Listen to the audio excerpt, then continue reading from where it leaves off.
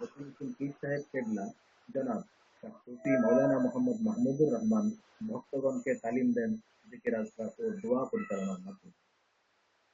এই সোনাকান্দা দরবারের বীজ বপন করেন মরহুম দাদা হুজুর কেবলা রহমতুল্লাহ আলাইহি।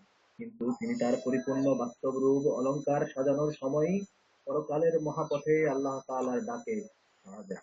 এরপর প্রতিষ্ঠানটির দায়িত্ব হাতে নেন তারই বড় সাহেবজাদা, তার পরবর্তী কদ্দীনিশিন পীর মরহুম সানি আবু বকর মোহাম্মদ শামসুল হুদা রহমতুল্লাহ আলাইহি, যিনি এই সোনাকান্দা দারুল হুদা দরবার শরীফকে পরিপূর্ণ রূপ দেওয়ার অক্লান্ত চেষ্টা করেছেন। কিন্তু তিনিও এর পূর্ণতা দেখার পূর্বেই খোদা তাআলার দরবারে হাজিরা দিতে চলে যান।